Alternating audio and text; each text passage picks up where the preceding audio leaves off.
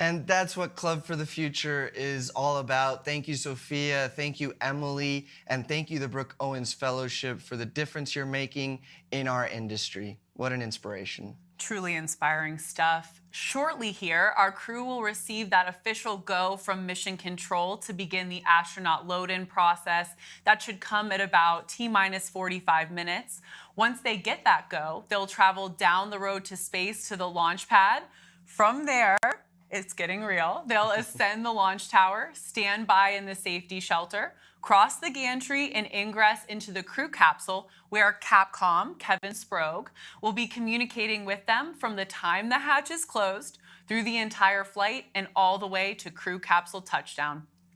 Kevin's joined today by Laura Stiles. She's a crew member 7 in training, and before joining the CM7 team, she led New Shepard's flight operations team.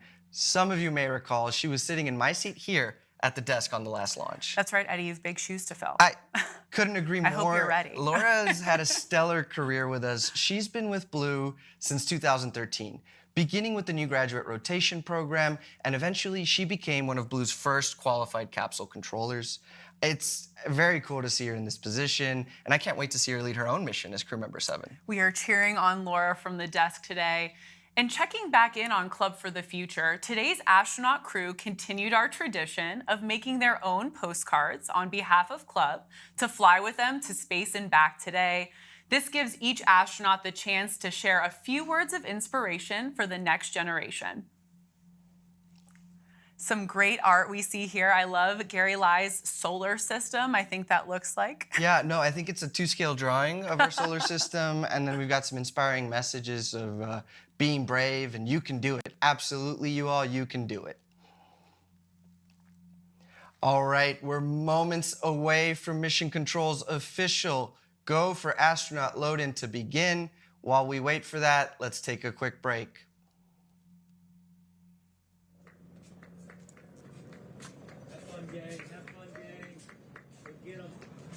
And there they are, our crew departing the Astronaut Training Center. Oh, we've got a nice wave there from Jim. They are moving with purpose. We're seeing that natural energy you mentioned earlier, Eddie. Oh, I wish I was there with them. Just sign me up.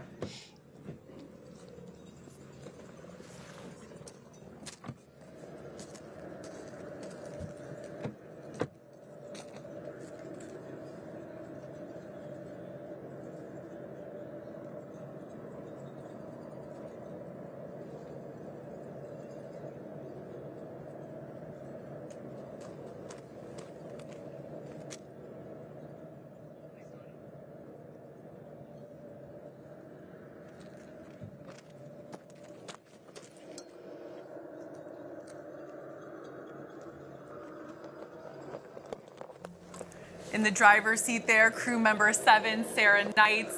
If you're just joining us, welcome to Blue Origin's 4th human flight. Our crew is on the move. They received the official go for astronaut load. They're on the way to the rocket that will take them to space and back. And a little hard to see from our footage there, but that is my favorite parade. The energy is incredible. It's a chance for Team Blue. Look at Gary, look at how happy he is. But it's a chance for Team Blue, the crew's friends, family, really everyone, to whoop it up and support the astronauts one last time before launch. Now, we're down there with cowbells making noise, but the astronauts, they're focused, they're calm, they look ready to fly. I love hearing those cowbells, and I'm a little mad at you, Eddie. You didn't bring us a cowbell for the desk. Nonetheless, we're supportive of our crew today. Did you see those smiles? So excited for this team. As you can tell, on this road to space, visiting Space on New Shepard is a once-in-a-lifetime opportunity. If you'd like to purchase a ticket for this amazing journey, visit blueorigin.com and click Fly to Space.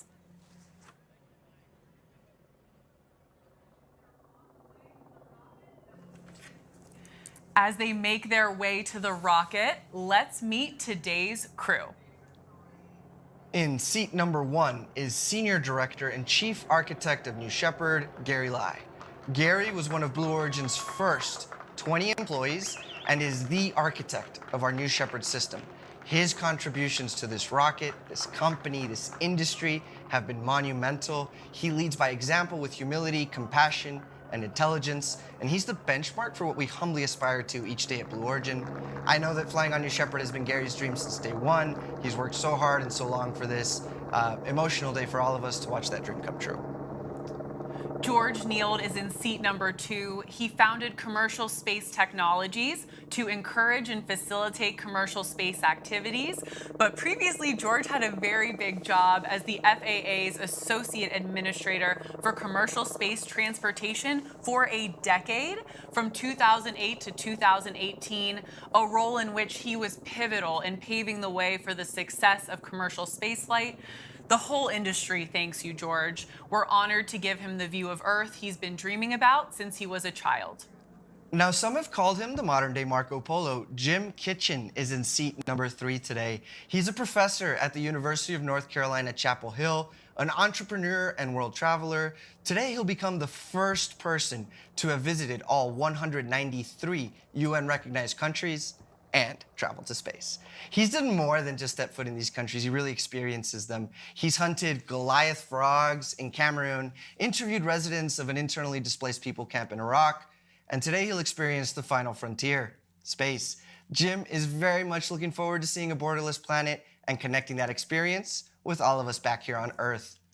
In seat number 4 is legendary entrepreneur, angel investor, and former CEO of Party America, Marty Allen. Marty is a lifelong aviation enthusiast who, get this, Eddie, he soloed his first airplane on his 16th birthday before he had a driver's license. That's incredible. Marty's a true adventurer, a lifelong sailor and racer of boats and cars. He was actually released from the Navy flight program because of allergies, but rest assured, Marty, allergies won't hold you back today. That's right, Marty. Godspeed. Husband and wife Mark and Sharon Hagel are in seats 5 and 6 today. Sharon's an educator and philanthropist, and Mark is the president and CEO of Tricor International, a residential and commercial property development corporation. In 2015, Sharon founded nonprofit Space Kids Global, whose mission is to inspire students, particularly young girls, to excel in science, technology, engineering, art, and math. To date, Sharon has reached nearly an incredible 100,000 students globally. Our crew is circling the ring road right now next to their live and waiting rocket. So excited for this crew. And I certainly know that Eddie and I are biased, but we're especially thrilled for Gary Lai. He's such an icon inside and outside Blue Origin.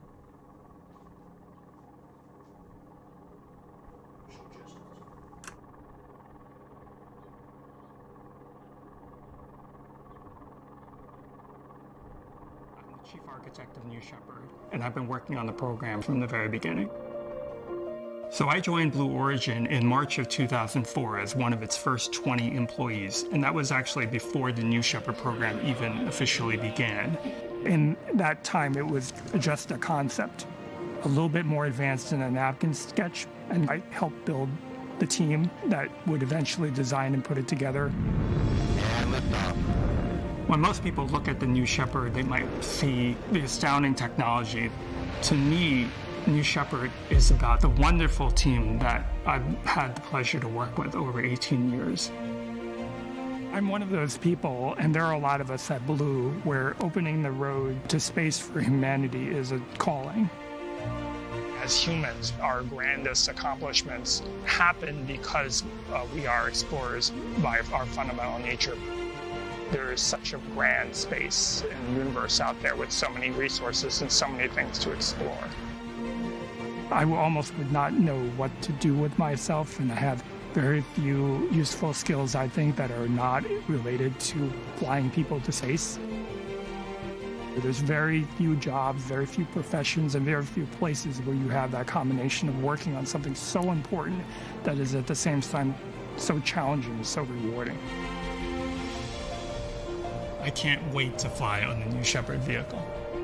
Everyone we talk to that has been to space described going into space as a life-changing experience.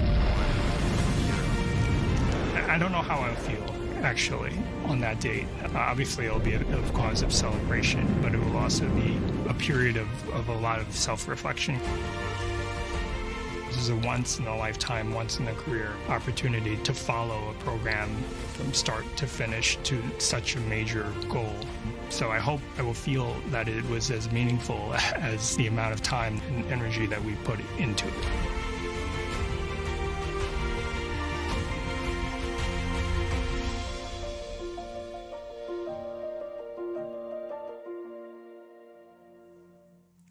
It is safe to say all of us at Team Blue are so excited to fly Gary Lai. Fly Gary Lai.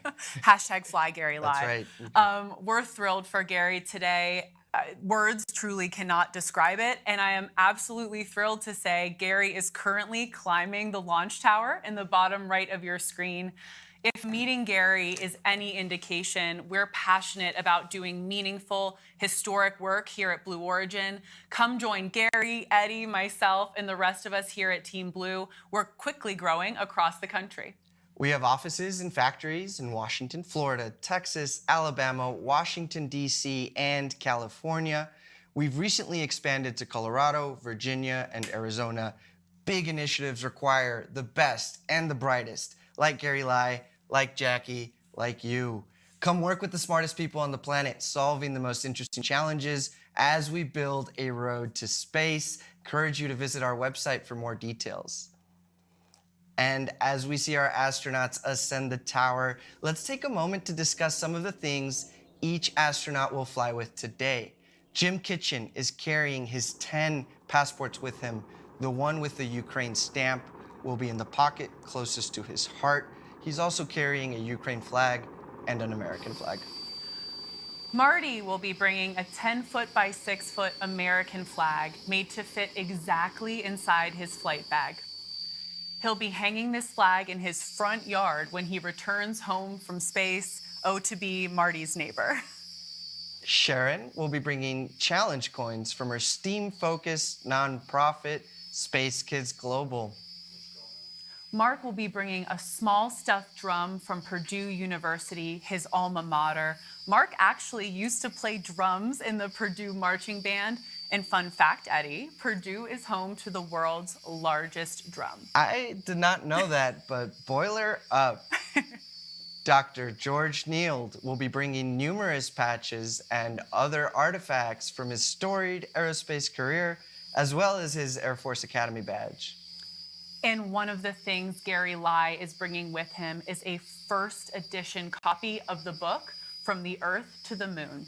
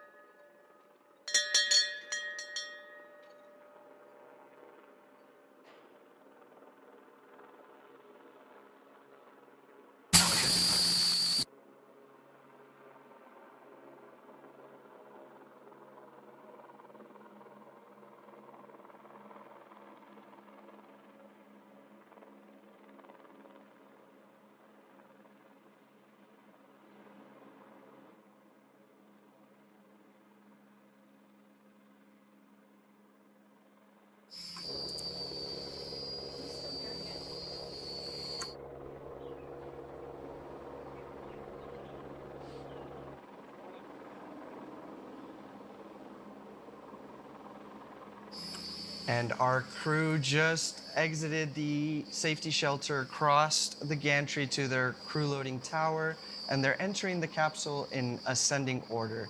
Gary Lai in the first seat, George Neild in the second seat, Jim Kitchen in seat number 3, Marty Allen in seat number 4, and Sharon Hagel and Mark Hagel in seat number 5 and 6.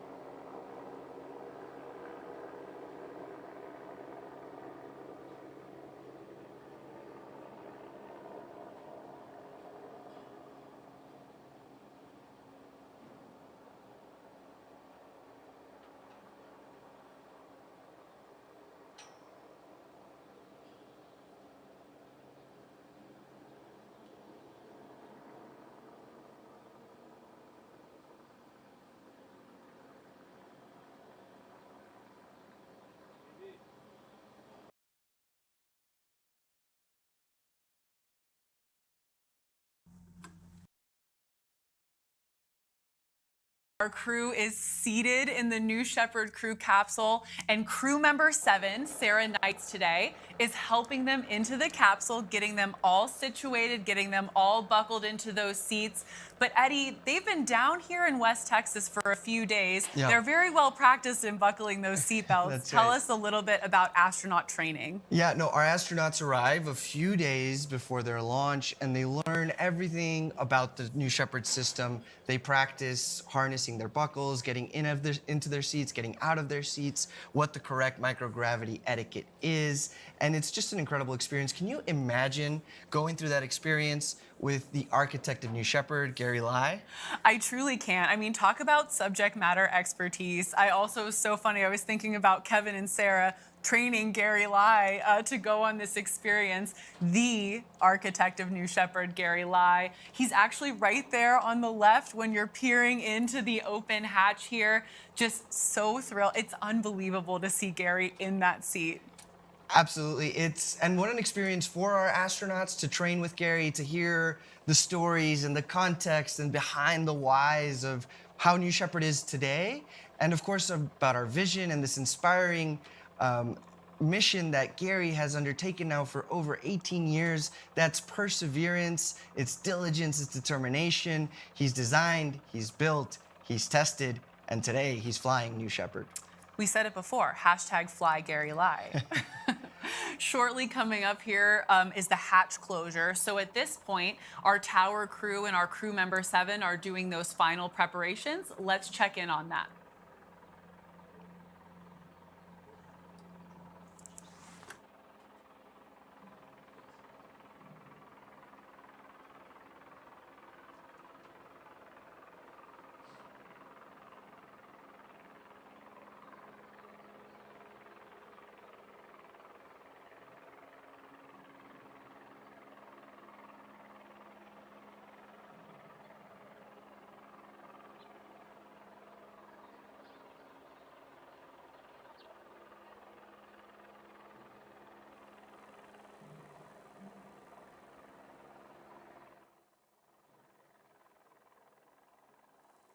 Your trip to space.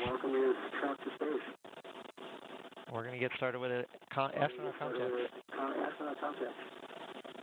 Astronaut Li, how do you read? No control, astronaut Li, loud and clear. Astronaut Niels, how do you read? Niels, loud and clear. Astronaut Marco, how do you read? Polo, loud and clear. Astronaut Marty, how do you read? Astronaut Marty, all is good. Astronaut Space Cadet, how do you read?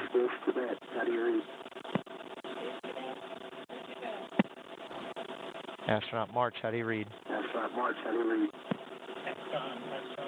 stay okay. All right, Blue Control has all astronauts loud and clear. At this point, Sarah's out.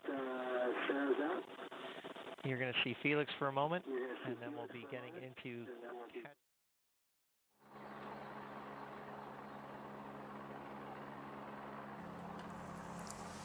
Thanks for joining us for our 4th human flight. As you just heard, those were our capsule communicators, Kevin Sprague and crew member 7 in training, Laura Stiles, checking in with our 6 astronauts today.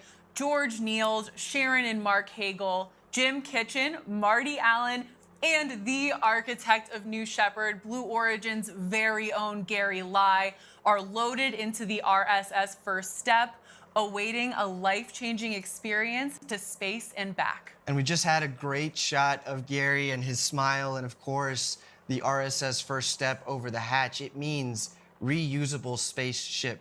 This capsule has already gone to space 5 times, and it did so in the span of 12 months. Operational reusability, like today's 6th flight, is an underlying philosophy at Blue. It's fundamental to ultimately and dramatically reducing the cost of access to space. I'm just blown away when I think about New Shepard's vehicles being designed for 100 uses. We work towards that goal step by step. We're at just about T-minus 23 minutes until launch. While we have a moment, let's take a closer look at today's 4th human flight crew, dubbed the Roaring 20s. I love that name.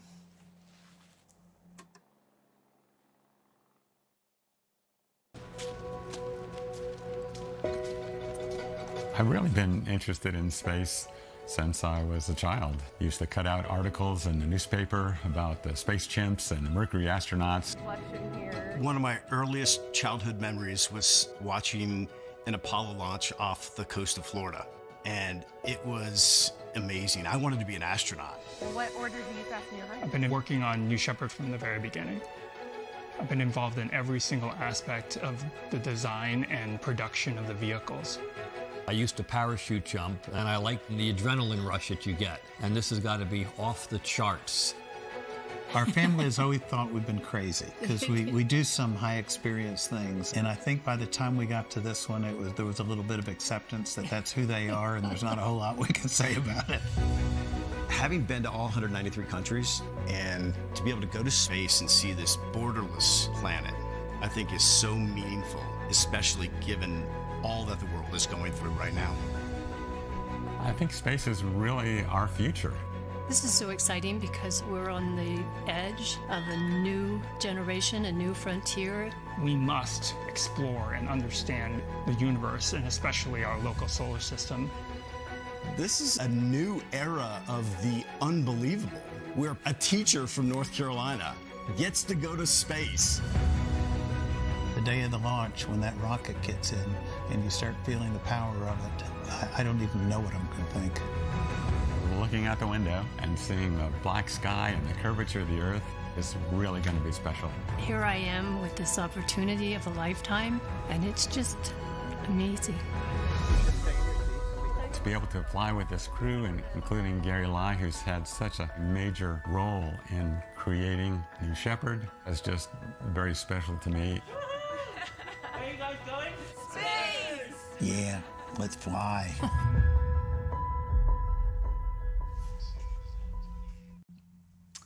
The crew, the Roaring 20s, are in the capsule, and that hatch is closed, Eddie. I love the name they gave themselves. An ode, I think, to so many things. This is New Shepard's 20th mission. That's right. We're in the 2020s. And we're... maybe the roar of that BE-3 engine. I think it's the roar, but it's also the fact that this is the new era of commercial human spaceflight, and what a time to be alive. I love it. Let's go with that.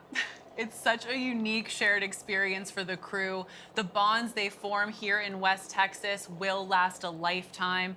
In a few moments, we'll have a special message for our crew from our Capcom, Kevin Sprague, who you saw just a minute ago. But first, we want to share a piece featuring Kevin in a new segment. Club for the Future works with students from across the country to provide the chance to ask Blue Origin experts questions about rockets and engines and space, and my new favorite segment, our very first, Q for Blue.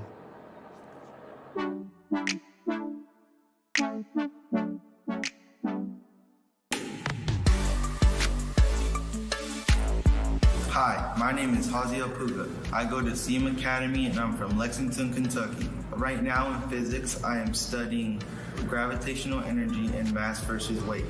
My question is, what is the speed of the capsule on re-entry with and without the parachute? Thank you. This is a great question because it really shows you the effect of our atmosphere on a spacecraft. The descent phase of flight starts at the very top of the capsule's ascent, called apogee, which happens around 350,000 feet. At this point, the capsule comes to a momentary complete stop and then begins to fall back to Earth, accelerating the entire way, reaching speeds of over 2,000 miles an hour, more than 3 times the speed of sound. Once the capsule re-enters the atmosphere, its wide, flat-bottom shape causes drag. The capsule keeps falling at about 250 miles per hour until the moment the parachutes are deployed. Once that happens, the capsule speed drops to an easy 16 miles an hour, and our soft landing system activates just before touchdown to give the astronauts a nice, gentle landing.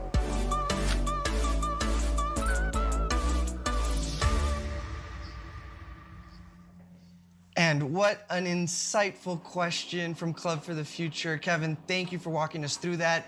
Safe to say, Jackie, that we'll be able to live that right now. We'll see it live, and we'll be able to apply everything we've learned as it's happening real time. That's right, Eddie, and we're just about 18 and a half minutes away from that moment. Let's take a quick breather. We'll be right back.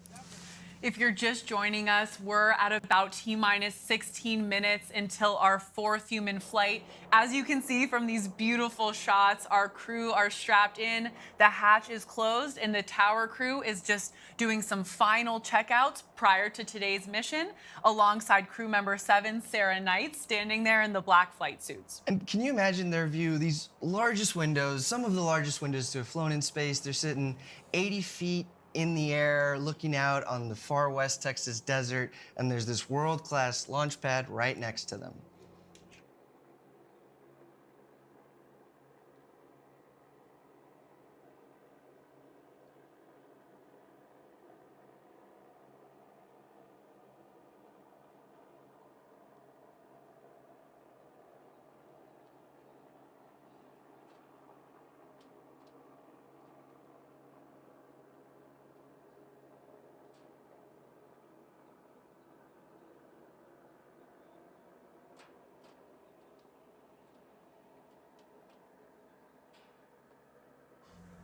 Crew member 7, Sarah Knight, waving to the crew as she departs the tower. I think I saw a thumbs up.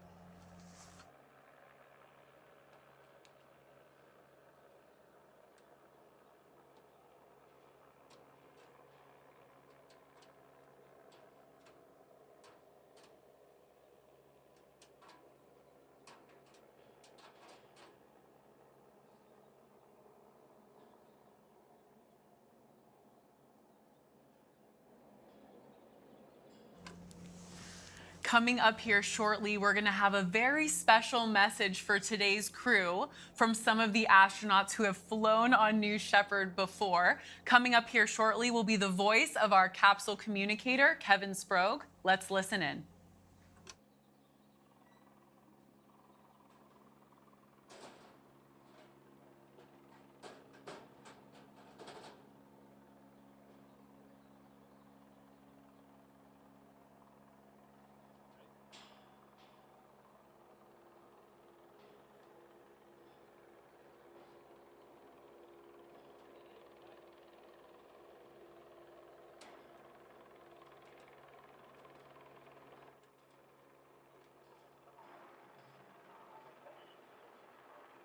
Crew, the NS-19 crew, who called themselves the Original Six, and they wanted to wish you well, the Roaring 20s, on your flight to space.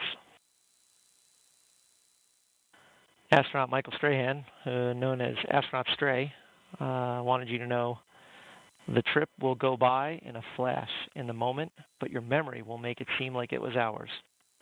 Let your senses take over. Enjoy the ride. Take it all in. And don't forget to look out the window. Astronaut Weezer, Laura Shepard Churchley, wanted you to know you are confident to go because you have had the best training for this magnificent experience. The force you feel on launch is like being in the fastest car you've ever been in, and the pressure on your chest is great, but endurable. Weightlessness is heavenly. The 6 Gs you feel on the way back home are thrilling because you won't ever feel that amount of pressure on your body again in your life. Try lifting your arms off the armrest when you're under 6G. This is the best ride you will ever have, but it's way too short. Have a blast.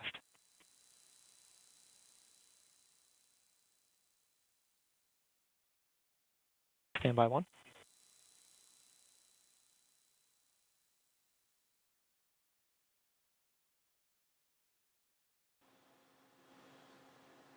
First step, blue control. We're getting ready to go escape enabled. Look for that blue light.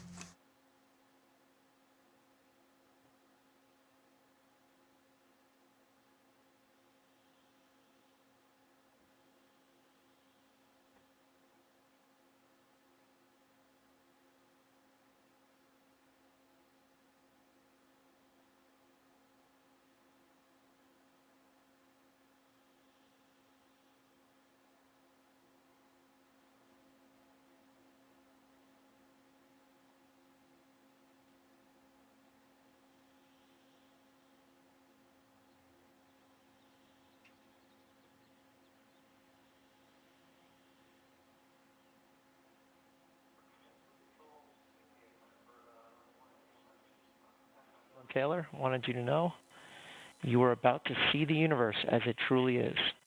Thoroughly enjoy the experience, and then take this gift of perspective to help make a better world for all of humanity.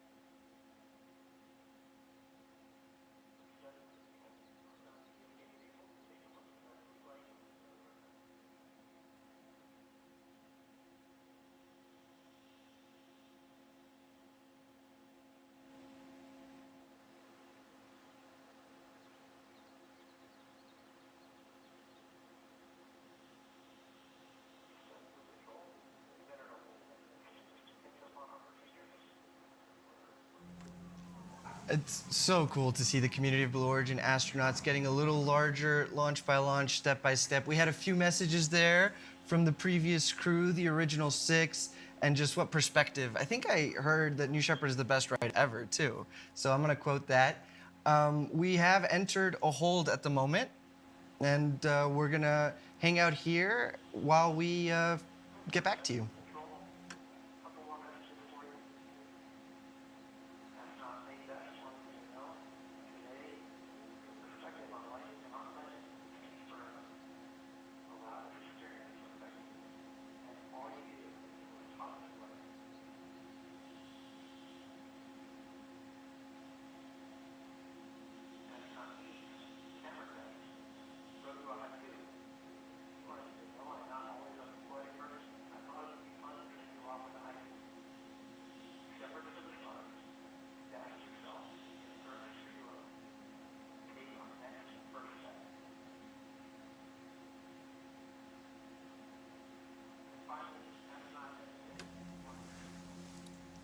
Thank you for joining us for our 4th human flight.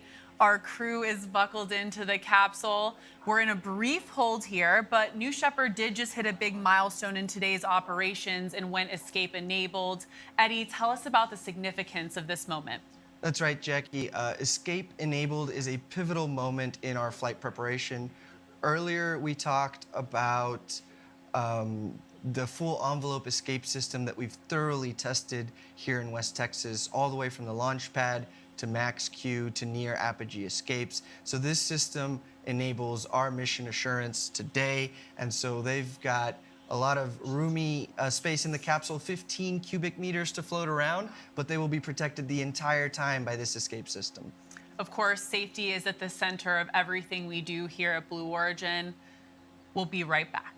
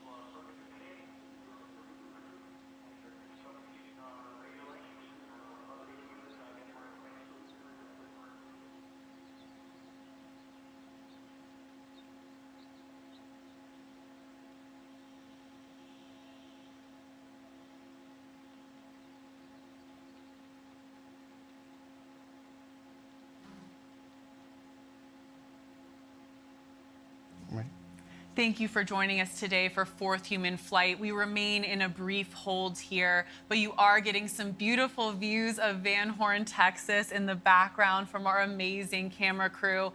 We actually have an expert here at the desk today. Eddie lived in Van Horn and worked at Launch Site 1 for a large part of his career at Blue Origin, many years. Eddie, tell us about your time at Launch Site 1, living in Van Horn in this amazing and special community. Yeah, no, thank you, Jackie. I've been so lucky to have started my career here at Blue Origin at our West Texas Launch Site 1, working on the West Texas test stands.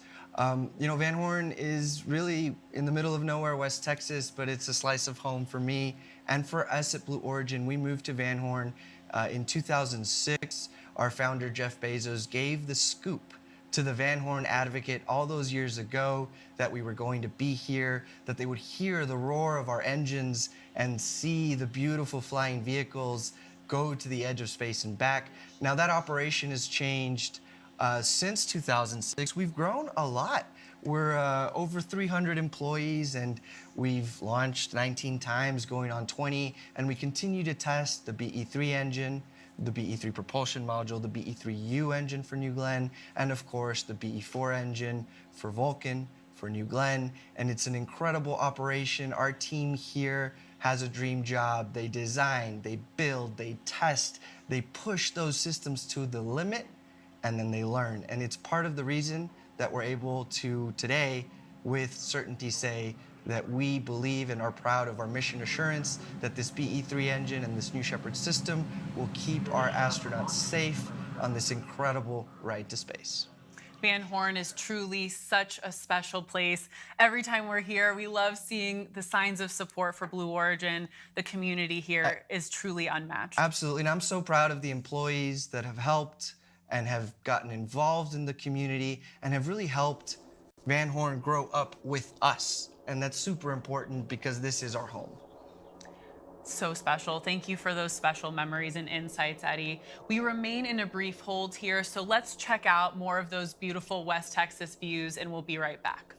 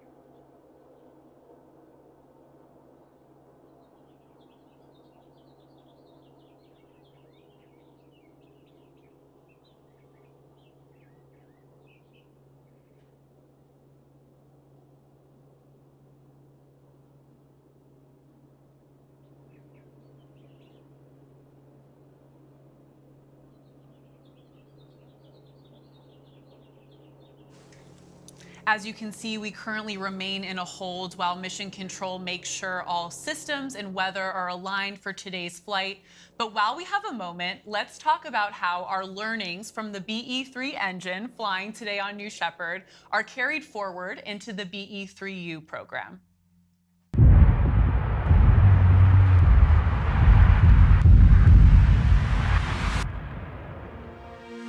Here at Blue Origin, we're building the next generation of American-made rocket engines. And liftoff. We picked hydrogen for New Shepard so that we could get the learning that we needed for our ultimate orbital launch vehicles. We need the performance from hydrogen for the upper stage. The BE3PM engine is highly reusable, human-rated. It provides a really good opportunity for us to practice. Since we've been able to fly BE3PM on multiple New Shepard flights, we learned a lot about how to operate a hydrogen-oxygen engine. So now we have taken the BE3PM design and optimized it for use in space as a second stage engine for New Glenn. We call it BE3U. The BE3PM is about 110,000 pounds thrust, and the BE3U is 160,000 pounds thrust. There's 7 BE4s that are the booster engine for New Glenn. The BE3U engine is the upper stage engine, so at about 200,000 feet of altitude, it lights off and takes the payload into orbit.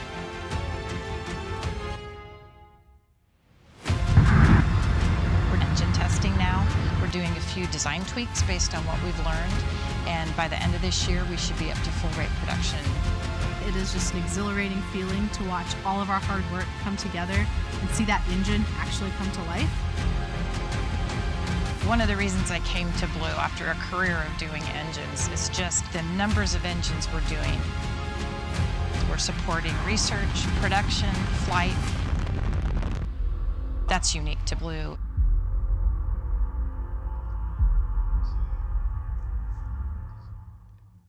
I thoroughly enjoyed all of those shots of our West Texas test stands. You know, Jackie, when I first moved to West Texas, I started on the BE3 engine test stand. We call it the Geeks test stand, the Giant Engine Experiment test stand. And it's a prolific test stand that tests both the BE3PM version and the BE3U upper stage version. For a little over 10 years now, that test stand has been testing full-scale BE3 engines. They've ratcheted up 1,000 different hot fires and over 100,000 seconds of test. So when I say it's prolific, it's because they test day in and day out. Our propulsion test operations here at Blue Origin are just truly incredible. I'm always inspired by what the team can accomplish out here in West Texas, down in Huntsville, Alabama. Truly impressive and inspiring stuff. Very excited soon here too to see our test stand 4670 at Marshall Space Flight Center. That historic test stand tested the Saturn V that flew America to the moon. So privileged to be leasing that from NASA Marshall to test the BE4 and the BE3U engines. And what a story for 4670. In the 60s, like you said, it was used to test the Saturn V rocket. And then in the 80s, they did a little bit of space shuttle main engine testing.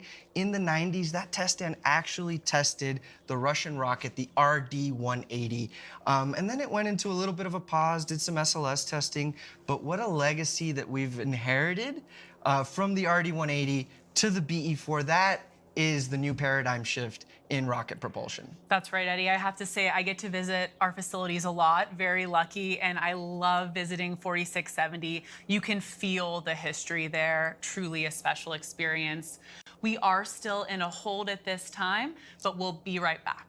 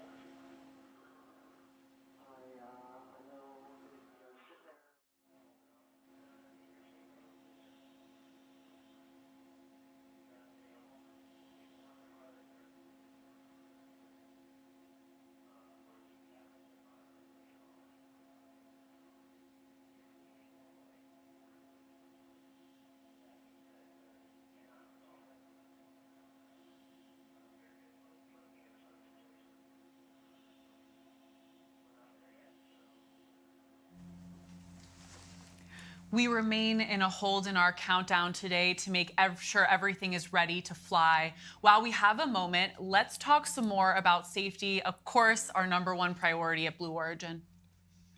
All in all, Jackie, safety drives everything we do at Blue Origin. There's nobody on Team Blue who does a better job of elegantly communicating this than Blue Origin's Director of System Safety Engineering, Andrew Lake.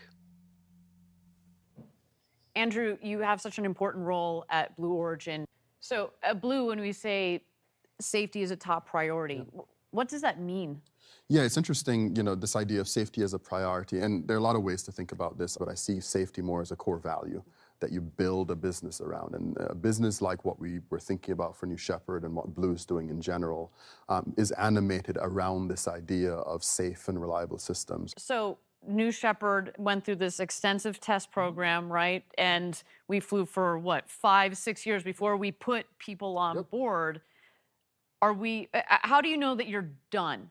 In a certain sense, instilling safety into both the vehicle and the how it operates. Yeah, there are a couple ways you kind of go about it. The first thing you have to do is you have to set goals, safety performance goals, safety performance thresholds, to help you understand when you've met those thresholds. But in any program, you're never really done. You always want to look for opportunities to improve the system, both operationally, both for safety, both for reliability as well. And so we always have to maintain a humility that comes with flying rockets with these kinds of energies involved. And so we, and the ops team that we're about to go fly this mission, I've never seen a team more diligent, more patient, and the constant awareness and the vigilance required to raise issues and make sure they're addressed before we decide that it's time to fly people. It's taken a team of people to get to this point, to be flying people on New Shepard. What would you say to this team? I'm humbled to work with this team. It would be lying to say that 3 people who happen to have voted as part of a much larger tech for human flight certification are the people who decided that we're safe enough. Hundreds of people have put their blood, sweat, and tears into this program. Each of them just immensely, individually focused on not just the safety of the system, but the reliability of the system. And then there is the work that our team does to kind of partner with them to help them achieve these goals. I am immensely grateful for the opportunity to work with them, and I'm humbled to have an opportunity to kind of lead the safety mission assurance efforts with this team. Well, tell me this. Would you fly a New Shepard? I would, and let me just say this. Yeah. There are a lot of people at Blue that would be excited to fly New Shepard, and I'm happy to count myself as one of them. It's a fantastic system. It's a very robust system. And yeah, if I ever had the opportunity to fly, I'll wink a little bit at the folks making these decisions. I would be super excited. Fantastic. Well, I hope we get to go one day. Absolutely. Thanks, Andrew. Thank you. Thank you, Andrew Lake, for that incredible discussion of New Shepard's safety systems with backups and backup to the backups, and even in some cases, backup to the backup to the backup. We are still in a hold, as you can see from the screen, so we're gonna enjoy some shots of the New Shepard rocket in the West Texas desert.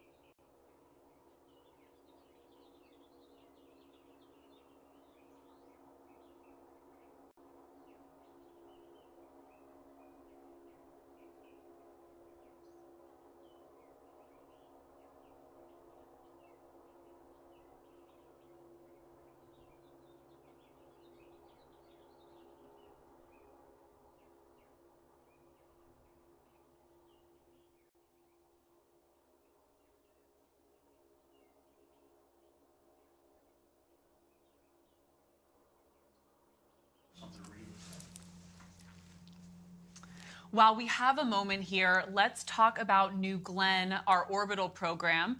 Recently, we performed an incredible separation test on the world's largest fairing for our New Glenn rocket. We're here at NASA's Armstrong Test Facility in Sandusky, Ohio. We took the fairing from New Glenn, the world's largest fairing, to the world's largest vacuum chamber. It's the only place in the world that we can test out this fairing in an environment similar to what the rocket will be seeing in space. Payload fairing is the nose of the rocket. Inside there is the satellite. The payload fairing's job is to protect the satellite as we ascend through the atmosphere. This is the largest structure that has ever been tested here. The New Glenn fairing is 72 feet tall. So when we put that on top of the 26-foot test stand, we're taking up 98 feet of vertical space in the 120-foot chamber. This jettison test is a huge milestone for us. We'll be firing ordnance that will separate the fairing within the chamber. When it separates, the fairing is going to create this huge breathing motion, and we want to make sure the edges aren't going to come in and hit the payload. This test is important because it helps us qualify the payload fairing and prove out that we actually do separate as designed. So we'll be looking at things like deflections and stresses. We have done a lot of component level verification. This is really the culmination of putting all those things together. All cameras are up and waiting trigger. And it's going to all happen in a split second. Firing in 3, 2, 1, fire.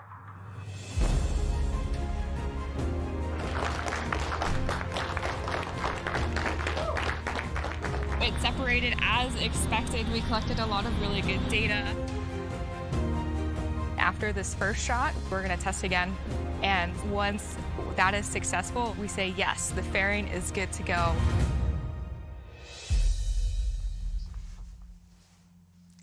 It is so amazing, Eddie, to see New Glenn hardware in test. These moments are so incredible along this road to space, and it's very special. I'm going to say something nerdy and lame, Eddie. It's very special to be testing New Glenn at NASA Glenn. That's right. We love that. We do remain in a hold here to make sure all systems are go for today's launch, but we'll be right back.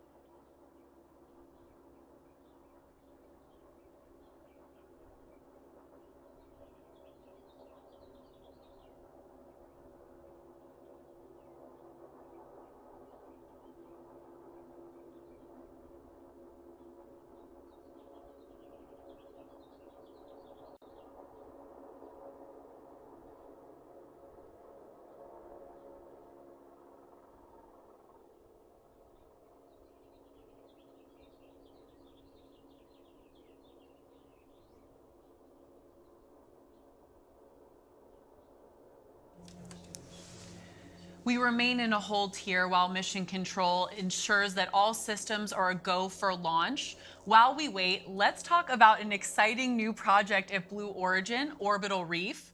Blue Origin, in partnership with Sierra Space, is developing Orbital Reef, a commercially owned and operated space station to be built in low Earth orbit. The Orbital Reef team includes Boeing, Redwire, Genesis Engineering, Amazon, Amazon Web Services, and Arizona State University, which brings proven capabilities and new visions to provide key elements and services, including unique experience from building and operating the International Space Station. Let's take a look.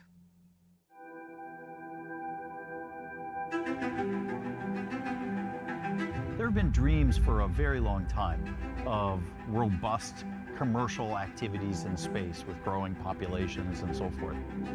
Now we have access to systems that cost less to launch and land, and we now understand how to build destination systems that last for a long time. It's the commercial world in which advanced capabilities get normalized and become a part of everyday life. Orbital Reef is a full-fledged commercial space station. Think of it as a village. Think of it as many different organizations and people in their own parts of Orbital Reef doing their own activities, where all types of companies can come together and do research and or production, and also provide opportunities for tourists to come and just experience what space is like. It's an ecosystem that will allow ideas to grow, to germinate, whole new fields and areas of economic arena, new science that we can't even imagine now. Orbital Reef starts with two strategic partners, Blue Origin and Sierra Space. These two together have the fundamental elements that give us both transportation of cargo and crew and the destination system essentials. In addition, we have a set of expert teammates, which includes Boeing, who will be developing our research module. We'll be providing crew and cargo transportation with the Starliner, and when the Orbital Reef is operational, we'll provide all of the operations and maintenance necessary to sustain the Orbital Reef. Genesis, who are developing the single-person spacecraft for suitless extravehicular activity. ASU is going to bring together this international group of 14 universities to work with Orbital Reef on the ethics and guidelines of research, on how we can bring to bear all of our expertise. And Redwire, who provide in-space manufacturing. Leveraging the microgravity environment to push new science, new discoveries, and new commercial applications. We're working very hard to make sure that Orbital Reef is not just for the entities that have had access to space so far. It's intended to be humanity's footprint in Earth orbit, and that means all the nations and companies and peoples of the world. I think that Orbital Reef offers us an opportunity at this point in history to really approach the next frontier as humans and to expand beyond the surface of the planet. Maybe there's a company that wants to manufacture materials in space. Maybe there's a school that wants to send an experiment up. Maybe there's a nation that's ready to send someone into low Earth orbit to inspire their entire nation. It's limitless, the implications of microgravity research, development, and manufacturing. Every aspect of our life, of industry, of science, will be impacted by the discoveries that we make on Orbital Reef. This unique environment that's only a couple of 100 miles away from us is both transformative and accessible. It's incredibly exciting.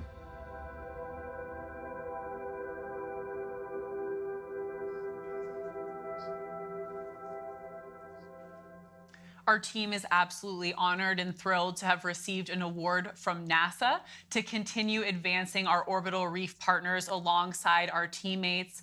We actually at Blue Origin do have a lot of great experience with conducting this kind of microgravity research. Eddie, New Shepard has really been the test bed for this at Blue Origin. Can you tell us about that? I'd love to, Jackie. We've got an incredibly capable payload integration management team that has flown over 11 successful payload flights on New Shepard, getting these researchers 180 seconds of microgravity and just advancing science as we know it. So kudos to them, and I'm just so proud of them, Jackie. I am as well, Eddie. With that, let's take a quick breather and we'll be right back.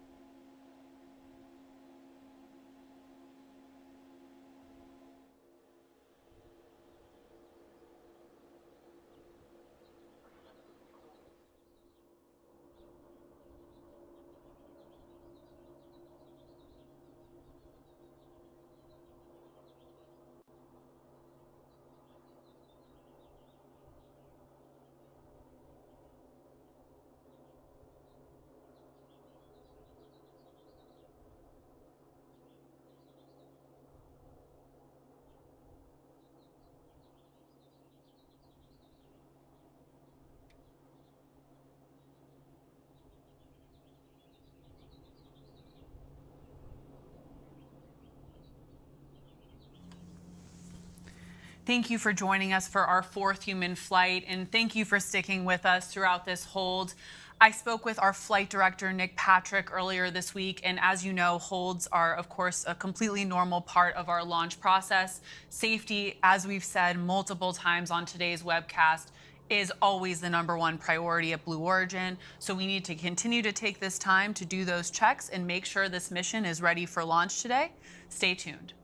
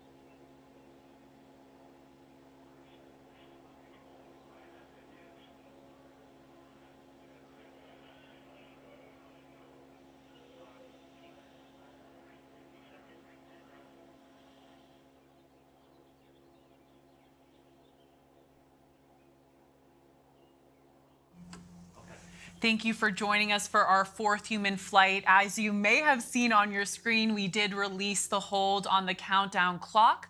We're at T-minus 9 minutes and 30 seconds until our 4th human flight. Let's toss it to the rocket and stand by for mission control.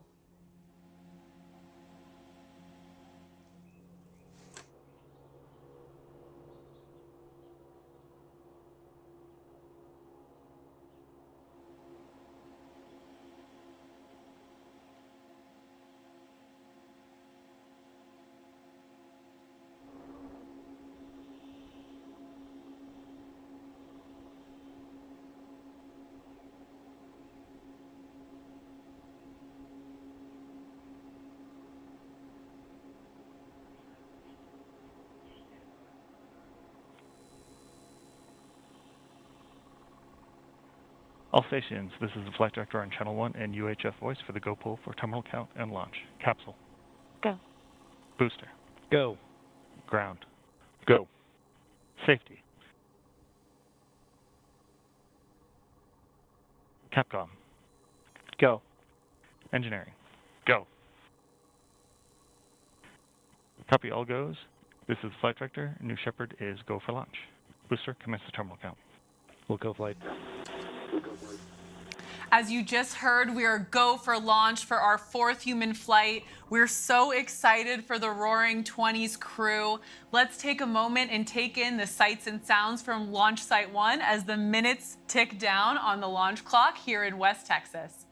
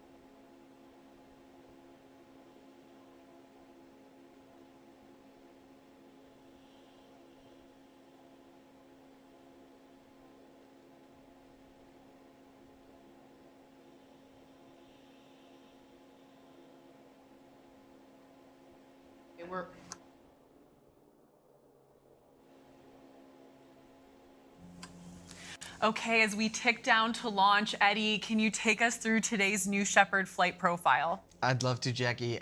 So at T-minus 2.5 minutes, we effectively hand control over to our auto sequence. The flight controllers are essentially hands off. The rocket then gets ready to light the BE-3. Ignition happens at T0, followed by bootstrap and throttle up.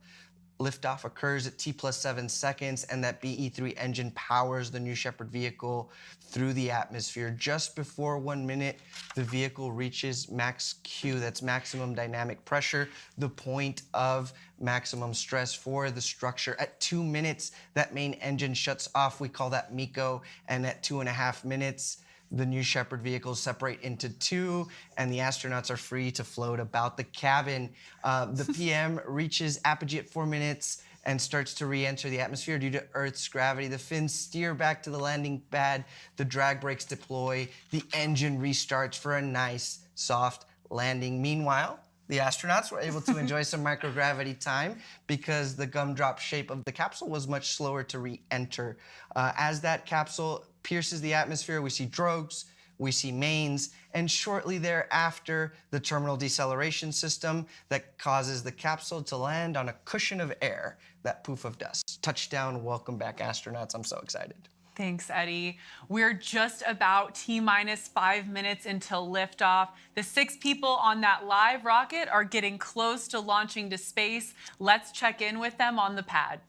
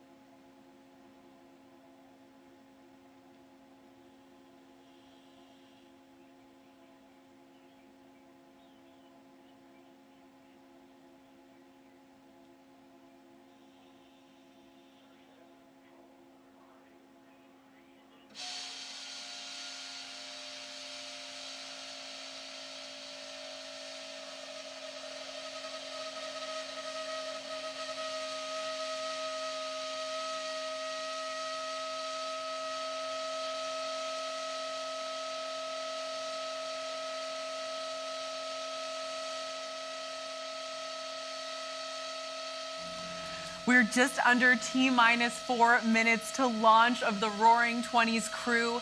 Eddie, you've been so lucky to be down here in West Texas for many a launch. What's happening across Launch Site 1 at this point when we're so close to liftoff? Well, Jackie, it all starts at Mission Control. They are focused with final preparations, and it's a laser focus. They are there working through their steps, making sure that their systems are ready for launch. And we're just moments away from that here. Those bit checks, like we mentioned, will start at 2.5 minutes. And the cool thing about those final checks, I mean, our crew is on board. They're hearing this living rocket. Just truly such an exciting moment for them. Absolutely, that rocket is alive on the launch pad.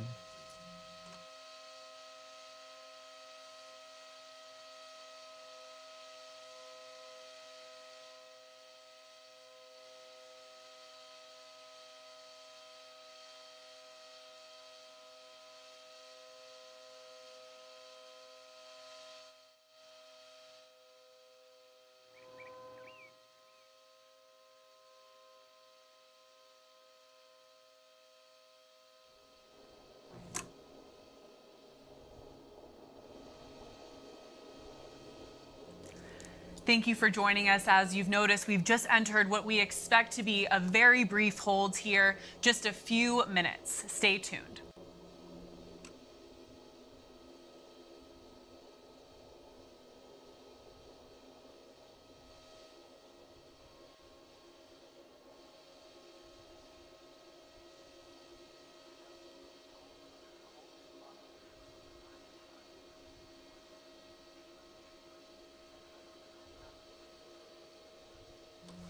Okay, that hold has been cleared. We're at about 3 minutes until launch. We understand the Roaring 20s, all 6 astronauts on board our 4th human flight are ready to go. Let's watch and listen as New Shepard goes through those final checks and revs up for today's flight.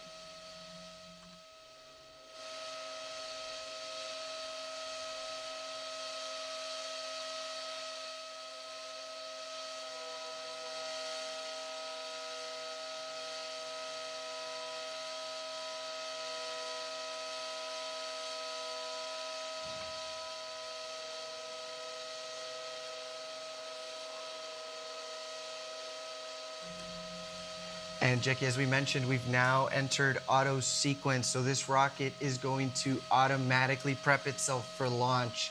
I can't wait to see what shows on our screen as the rocket prepares for liftoff.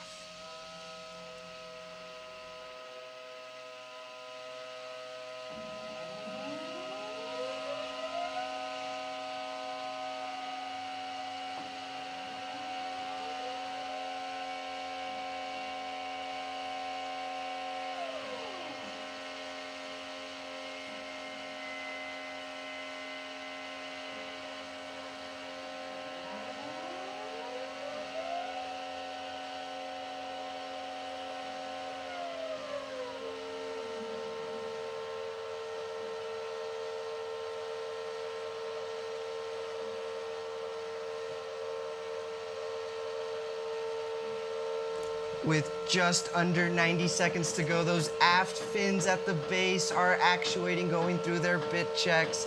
They provide control authority for the vehicle on ascent and descent. At the same time, we should be able to see the engine nozzle gimbal. It will help maneuver the rocket as its primary form of control. We've entered a brief hold in that final countdown. Our teams will assess. We'll be right back.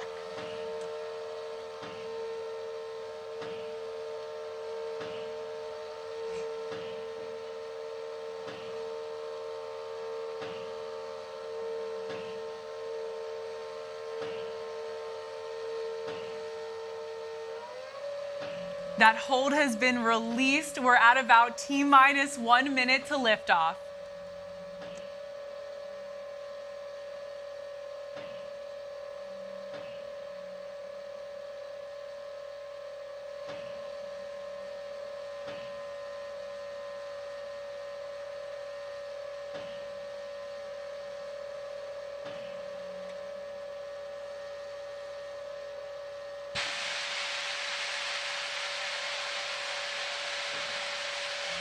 Ladies and gentlemen, it is time to launch this rocket. Godspeed, New Shepard. Godspeed to our crew. We're handing it over to Mission Control.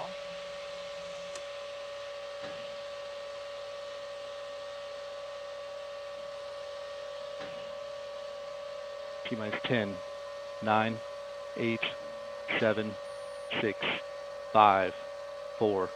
Command engine start. 2, 1, 0. Ignition.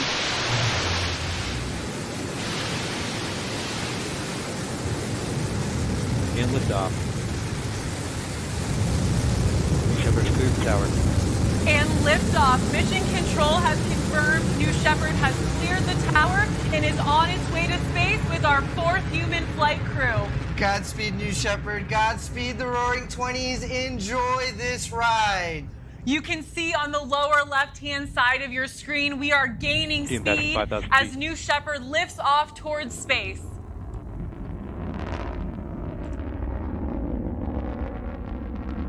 feet. That beautiful burn on that BE-3 engine, lifting New Shepard towards space. As we hit T plus 55 seconds, we will enter max Q, the point where aerodynamic stress on the vehicle is at its maximum. We just confirmed max Q, and that BE-3 engine doing some work, 8,000 horsepower equivalent of it, to produce 110,000 pounds of thrust on its way to space.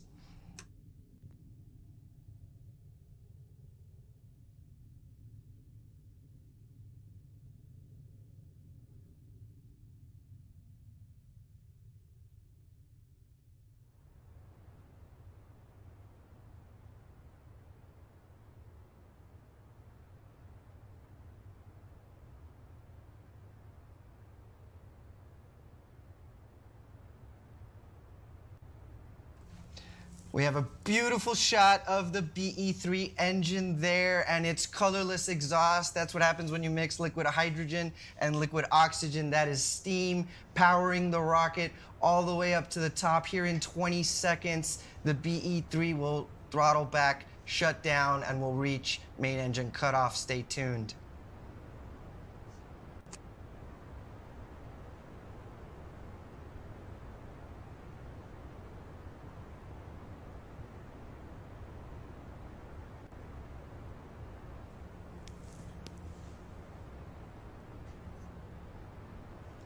There it is. Miko, way to go, BE-3. Thank you for powering our astronauts to space. That was our main engine cutoff. Shortly here, we'll see separation of the crew capsule and the booster.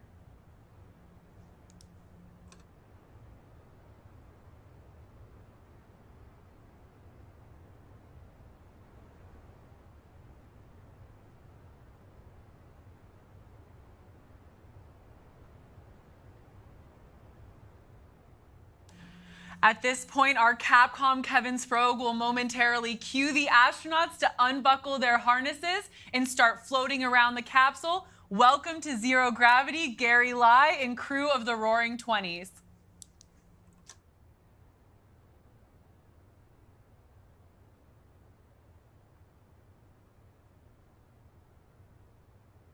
Beautiful shot there of the two separate craft. George Neild, Sharon and Mark Hagel, Jim Kitchen, Marty Allen, and Gary Lai. Welcome to Zero G. Let's listen in as they float about the crew capsule.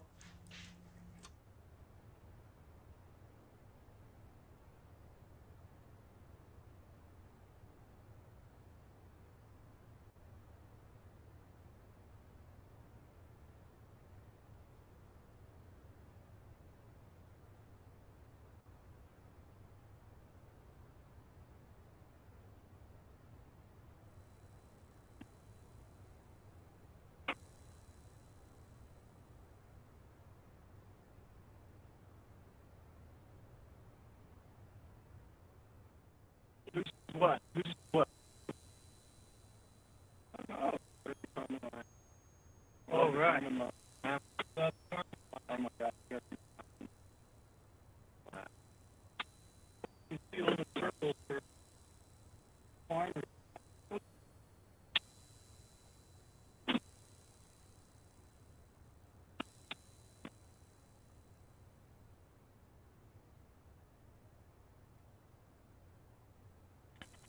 First step, Blue Control. This is your 1 minute warning. 1 minute warning. Congratulations to all 6 crew. They crossed that Kármán line. They just officially became astronauts. Absolutely outstanding. You heard that audio online from Kevin Sprague, our capsule communicator, telling our crew, I'm sure they're having an amazing time up there, but they have to start getting ready to buckle back in. Shortly here, both the crew capsule and the booster will be descending. That's right, Jackie. So unofficial numbers, but we saw an apogee of 351,000 feet. So definitely well into the Kármán line, well into space. Congratulations, astronauts. The rocket is now reaching, this is the booster portion of New Shepard, is reaching its atmospheric pierce point. It's returning from space. Those control surfaces, those wedge fins, those actuated aft fins are now starting to have a little bit of air resistance to push against.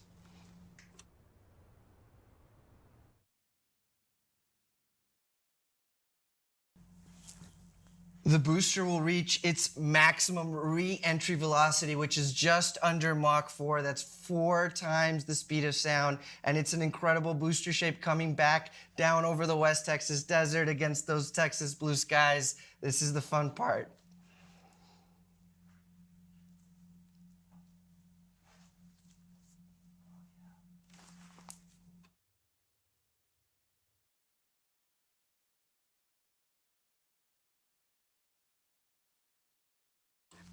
The wedge fins, the steering fins, the ring fin, all earning their keep at this point. Really doing some work to bring that propulsion module over the landing pad. What an incredible sight out there. Here shortly, we'll see the air brakes deploy that will cut the velocity of the booster in half. There it is. This is a critical step in slowing the vehicle down before the BE-3 engine is reignited for the final portion of the descent. We had a sonic boom. Man, was that incredible. I love hearing that sound. And the BE-3 engine relights for the final portion of the descent.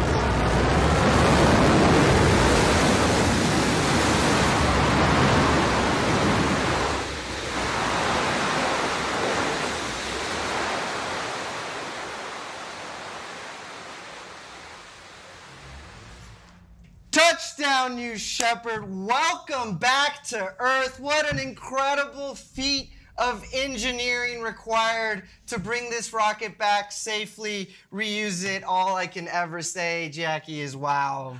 Wow, Eddie, truly, no matter how many times we've seen this happen, a live booster landing onto that landing pad will take your breath away. And I have to say, Eddie, the char on the side of that New Shepard booster, there's nothing like it. Right above that feather looks like, and we see, of course, the New Shepard propulsion module beginning to dump some of the excess propellants. That's a key step for our reusable booster. We'll vent the tanks, we will inert them. That'll maintain the cleanliness throughout and allow that booster to turn around and fly again. We've got a great shot there of the capsule. There go the drogue parachutes they've deployed on our crew capsule to slow it down.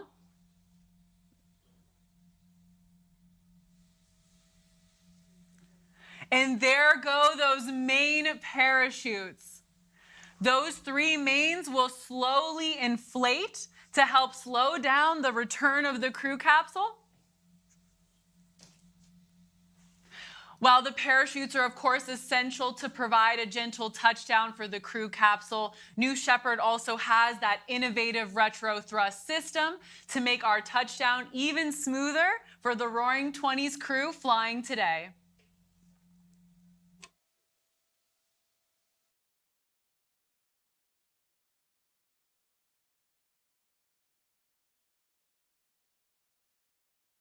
From the blackness of space to the beautiful West Texas desert, our crew is getting an experience right now.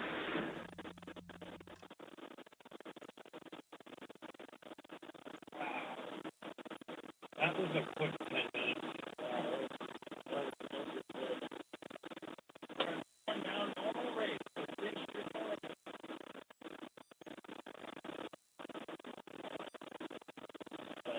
Get ready for the ground rush.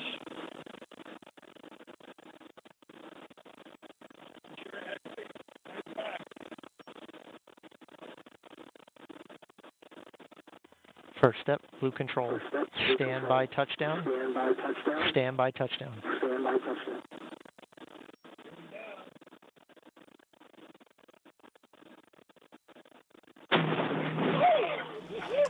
Woo! Crew capsule touchdown.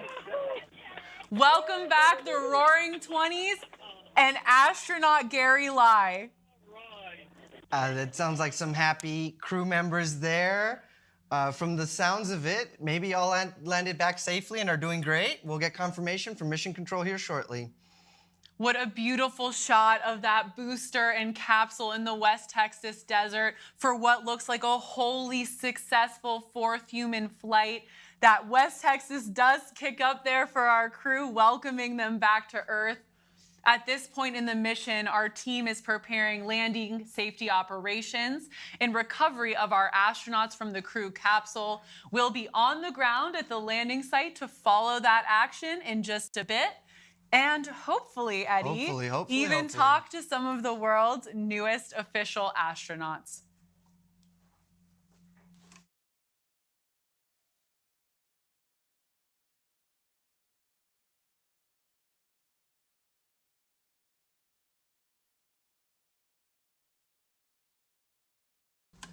Waves from our crew members looking great back here on Earth through those beautiful windows on New Shepard. And live footage of 2 reusable spacecraft next to each other. What an accomplishment. Congratulations, Roaring 20s. Congratulations, Team Blue. What a day today.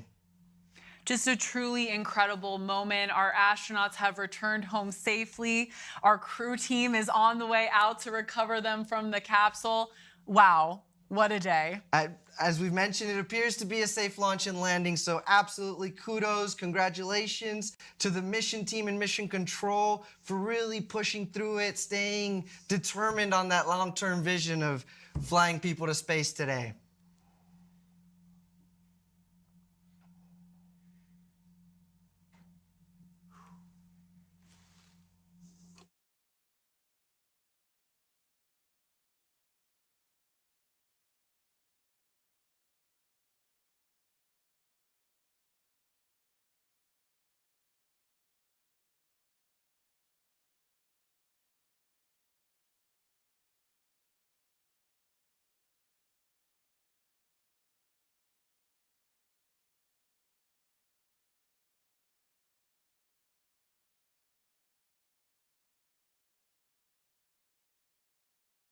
Mission Control has officially confirmed, I think we can see it from the windows, but they've officially confirmed they've spoken with all 6 of our astronauts and they are doing great. Our crew has put the Roaring in New Shepard 20. I think it is safe to say here today, Eddie, absolutely thrilled for these 6 astronauts.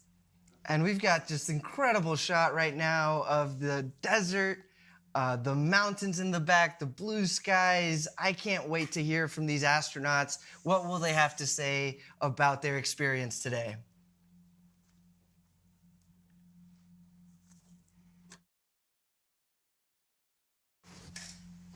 And there's our recovery crew racing through the desert out to the waiting crew capsule. Our recovery team will safe the capsule and ensure that the astronauts are ready to disembark. Shortly thereafter, they'll be followed by their friends and family. Eddie and I know they can't wait to give them a big hug and welcome them back to Earth. For the friends and family in particular, a moment of anticipation before they welcome their astronauts back to Earth with warm hugs, kisses, and just celebration.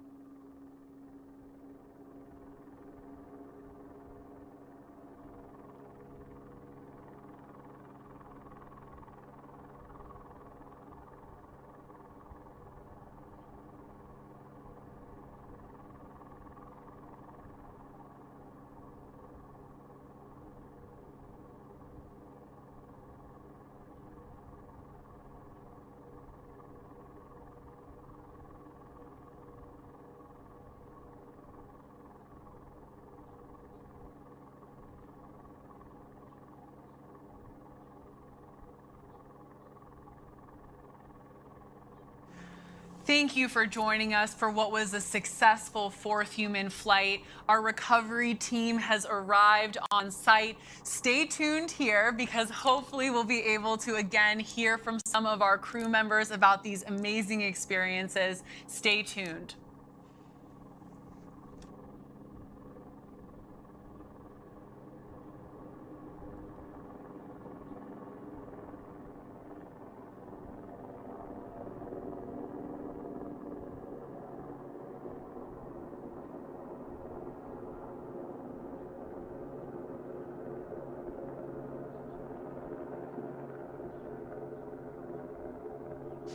There's crew member 7, Sarah Knights, racing over to wave to the world's newest astronauts. Get that thumbs up from all 6 on board.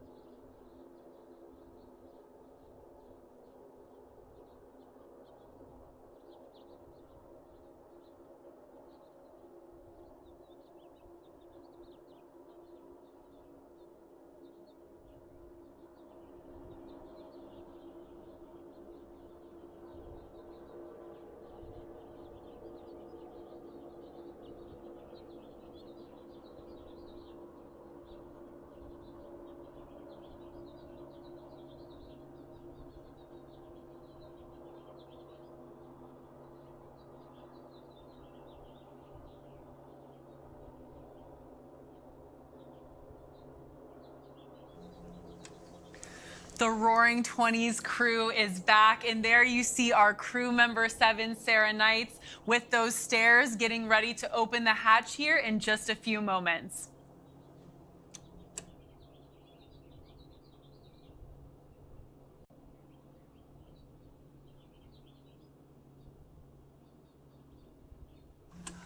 Beautiful shot there of our crew with their ride in the background, venting the propellants like Eddie mentioned just a few minutes ago. And we see the vehicles approaching the crew capsule. That's going to be friends and family. And hopefully, as we said, we'll get a few words from our newly minted astronauts.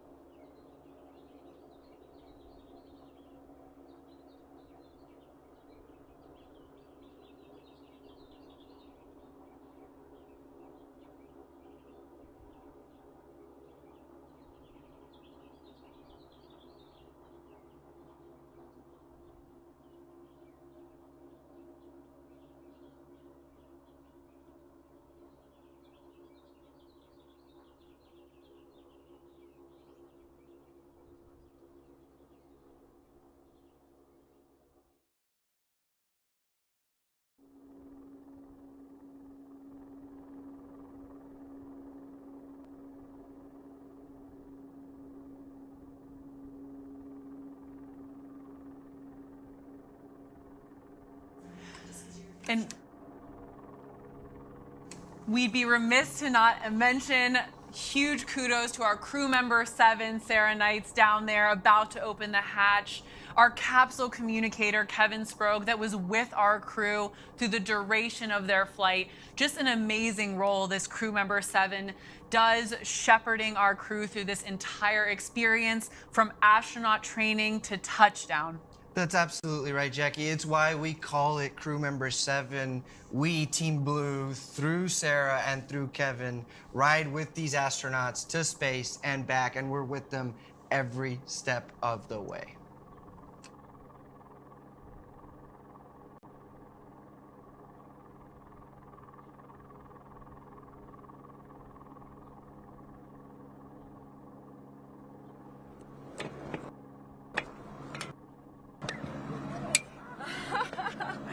Welcome back to Earth, astronauts! Thank you! Okay, when you come out, watch your steps out here. There's kind of a loose section. Come on out. The hatch is open. Welcome back, Gary Live. George Niels, congratulations. We should also have, there's Jim Kitchen with the 194. Congratulations.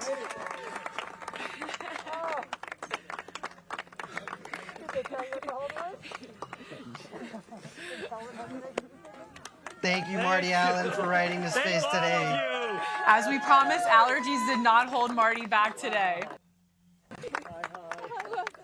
And there's Miss Sharon Hagel with the fist pump. Congratulations. And last but certainly not least, Mark Hagel. Welcome back, Mark.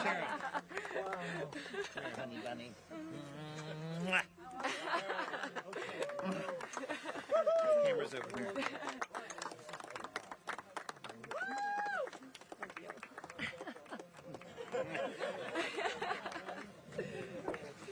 Whoa.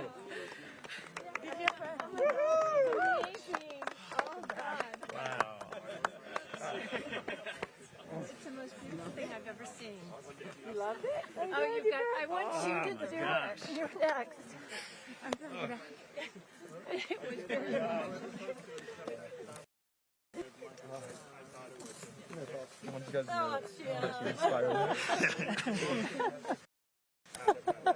I don't know that I could even, words could do that justice. I must have to feel it. How was it going up for you? Was it everything you'd hoped for? Was it everything you'd expected it to be? It was different. I mean, I don't know, because I've never been in the centrifuge, so I mean, you know, I felt my skin pulling taut, and I think more dramatic than even the 0G was the throttle back from 3G. You know, when we throttled down, I felt like I was rising there, and even the entire time I felt I was in 0G, I felt like I was falling towards the ceiling. So it was intense, and I did get a little bit of a feeling of vertigo. Really? So, okay. Yeah. And I know most of the astronauts have said in the past that they haven't felt nauseous. I did feel a little bit of nausea for sure. Yeah. What about the windows? Oh, yeah, it was like being outside. It was like being... Wow, that's so good. Absolutely. It was a beautiful, clear day. I don't know exactly what we were seeing, but we were seeing...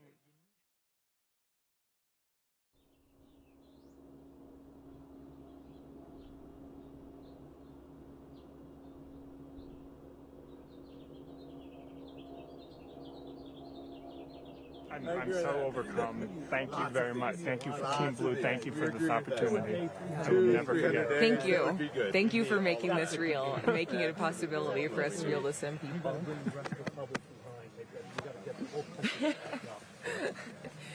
It happened. I was worried there. 45-minute hold. We were only supposed to have a 30-minute hold, and then we scrubbed.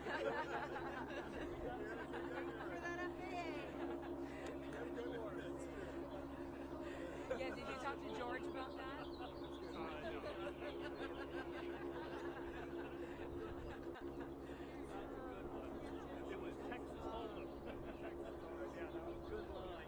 Thank you. Do you want me to put this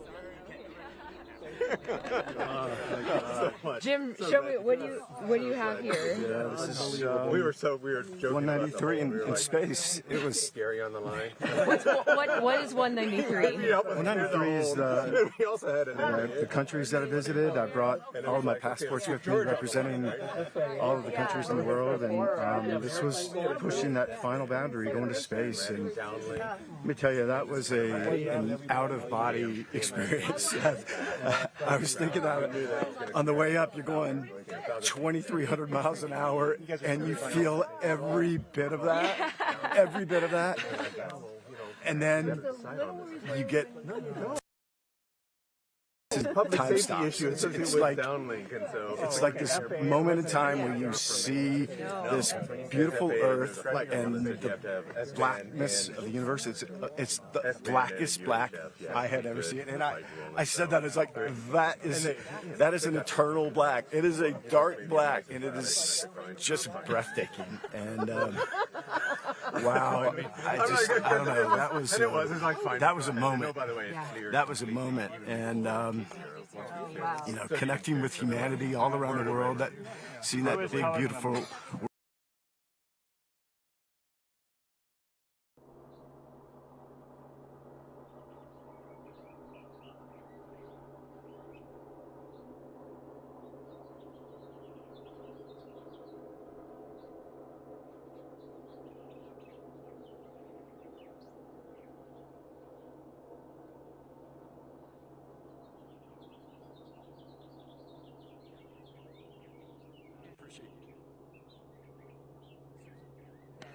And go Tar Heels! Yes, go Tar Heels.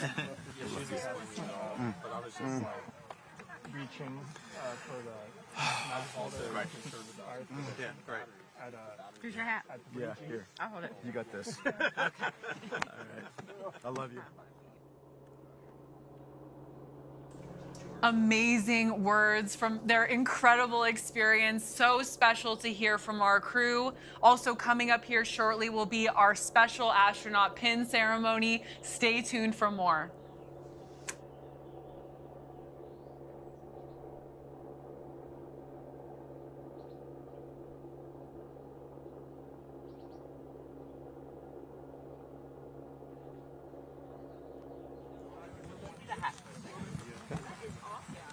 Come on.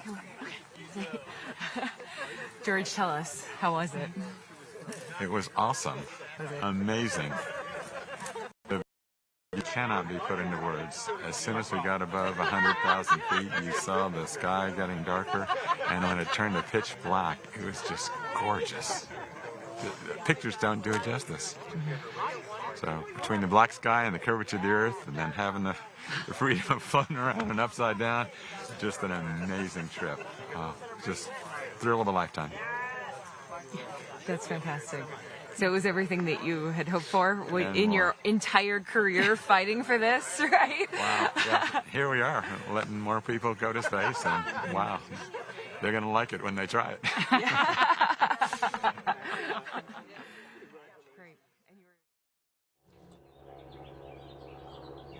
And there you have it from Dr. George Nield himself. Pictures don't do it justice.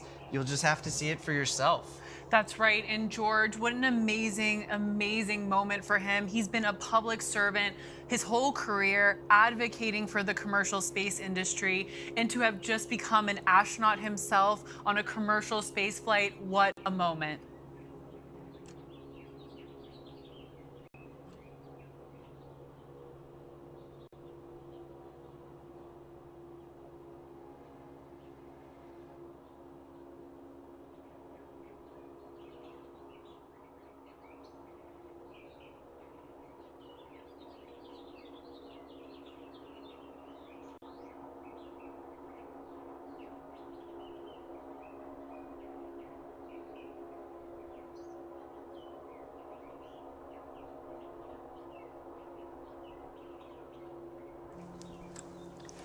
We're getting set up right now for that special astronaut pinning ceremony. Can't wait to see this crew get their wings.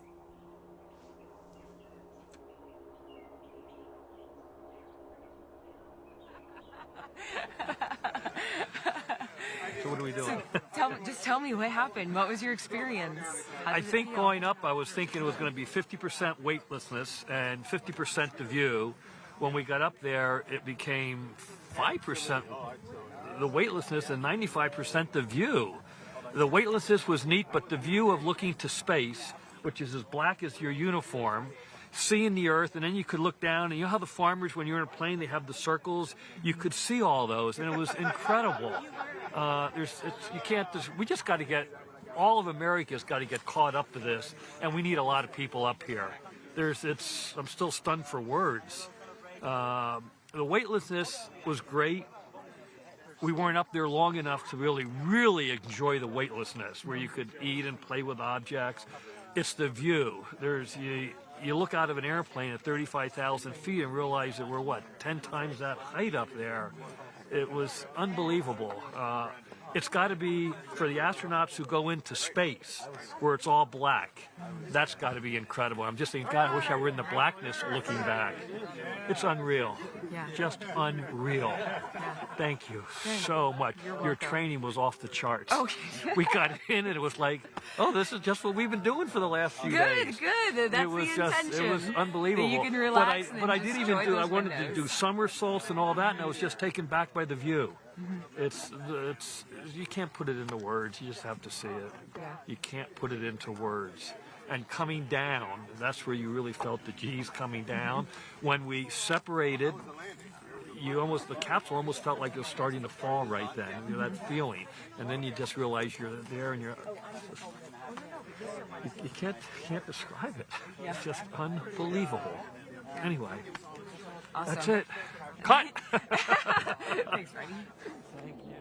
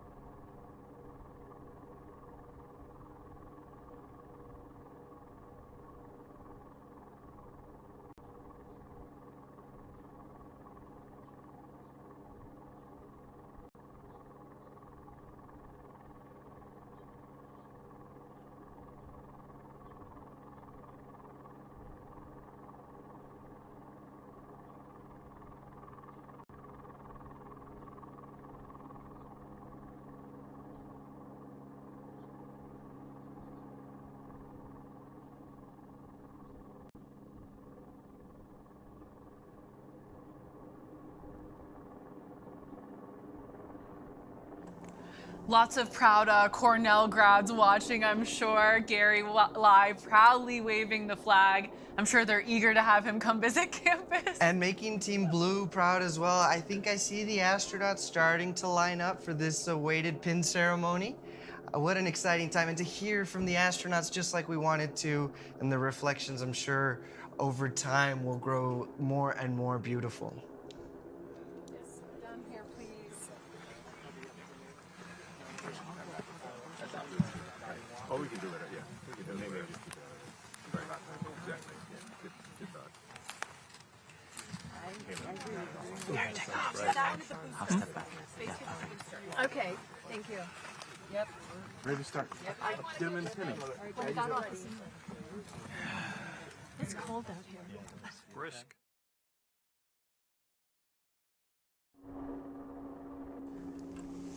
And here to lead us through this very special pin ceremony is our Vice President of New Shepard, And Audrey S20 Powers. crew. Woo! Congratulations on your flight today. Okay, I have some astronaut pins here. George. You have dedicated an entire career to progressing this industry, and I am so honored to be part of the team that flew you to space and helped you become an astronaut. Thank you. On behalf of an entire industry, thank you very much for your work, and congratulations. Thank you, George! Here.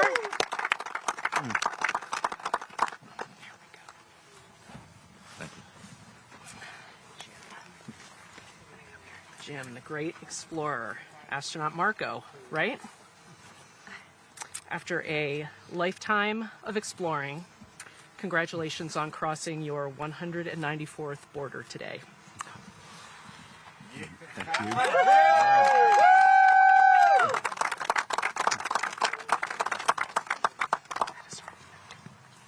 Thanks. Marty, right one. Marty, also a great adventurer. I hope that the view out the window was even better than you thought. Fabulous. It was? Good. Fabulous. Congratulations on this most grand adventure. When are we going again? That's right.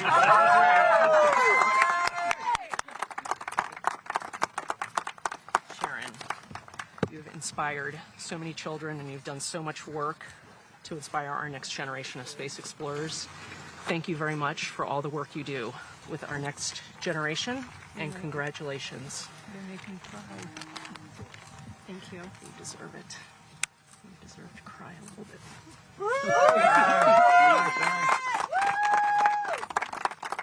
And Mark, my fellow Boilermaker. Yes, indeed. Yes, Purdue. indeed. Congratulations Number on your flight 29 today. from Purdue. That's right. I'm so glad that you were able to share this with Sharon. Thank you. There you are.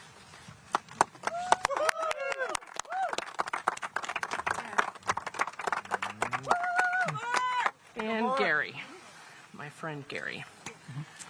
Wow. You make Blue proud every single day, every single one of us. You are our colleague, you are our mentor, you are our friend, and without you, none of this is possible. On behalf of a deeply, deeply grateful Team Blue, congratulations and thank you. Thank you.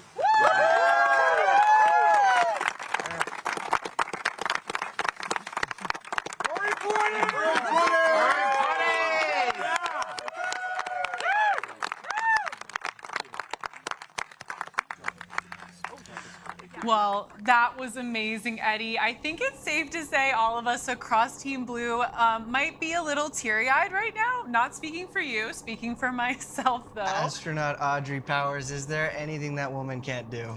Thank you all. Thank you so much, everyone, for joining us today for Blue Origin's 4th human flight. A huge and very special thank you to our customers, George Neild, Sharon and Mark Hagel, Jim Kitchen, and Marty Allen. Well, customers and now astronauts. If you're interested in purchasing your seat on a future rocket ride to space and back, it starts by visiting blueorigin.com and clicking Fly to Space. Eddie, thank you so much for sharing the desk with me today and adding your invaluable perspective from your vast experience here at Blue Origin. Anytime, Jackie. It was an honor. This was so much fun, and I'm so proud of everybody on Team Blue. The road to space is being built, and we took another big step today. If you're interested in joining our extraordinary team, please visit our careers page on the website. And if you'd like to commemorate today's launch, we have mission patches, swag, and so much more. I'm Jackie Cortez. For Eddie Seyfert and everybody here at Blue Origin, thank you again for joining us, and until our next mission, Gradatum Ferociter.